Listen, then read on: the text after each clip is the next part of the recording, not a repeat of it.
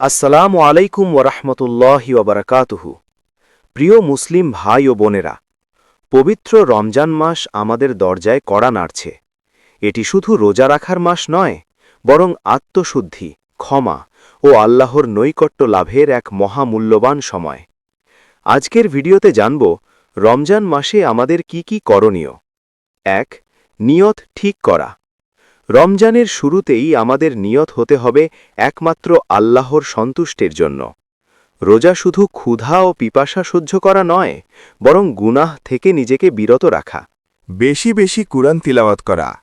রমজান হল কুরআন নাজিলের মাস। প্রতিদিন নির্দিষ্ট সময় রেখে কুরআন তিলাওয়াত করার চেষ্টা করুন। অল্প হলেও নিয়মিত পড়ার সবচেয়ে উত্তম। বেশি বেশি দোয়া করা। রমজানে দোয়া কবুলের বিশেষ সময় রয়েছে। ইফতারের আগে, তাহাজ্জুদের সময় এবং লাইলাতুল কদরের রাত। আল্লাহর কাছে ক্ষমা চান। নিজের ও পরিবারের জন্য দোয়া করুন। 5 ওয়াক্ত নামাজ ও তারাবি আদায়। রমজানে নামাজের গুরুত্ব আরও বেশি। 5 ওয়াক্ত নামাজ জামাতে আদায় করার চেষ্টা করুন এবং রাতে তারাবির নামাজ পড়ুন। ৫. দান সদকা করা। এই মাসে একটি নেক আমলের সওয়াব বহু গুণ বাড়িয়ে দেওয়া হয়। গরিব দুঃখীদের সাহায্য করুন, ইফতার করান, জাকাত ও সদকা আদায় করুন। ৬. গুনাহ থেকে দূরে থাকা।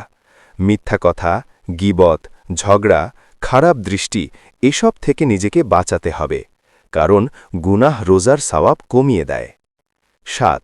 লাইলাতুল কদর অনুসন্ধান করা। রমজানের শেষ 10 রাত অত্যন্ত গুরুত্বপূর্ণ। এই রাতগুলোর যে কোনো একটিতে রয়েছে লাইলাতুল কদর, যা হাজার মাসের চেয়েও উত্তম। ৮. আত্মশুদ্ধি ও চরিত্র উন্নয়ন। রমজান আমাদের ধৈর্য, সহানুভূতি ও তাকওয়া শেখায়। এই মাসে নিজের চরিত্র পরিবর্তনের চেষ্টা করুন। প্রিয় ভাই ও বোনেরা, রমজান একটি সীমিত সময়ের অতিথি। তাই আসুন এই মাসকে গুনাহমুক্ত জীবন শুরু করার সুযোগ হিসেবে গ্রহণ করি।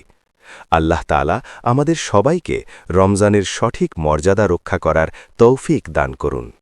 আমিন।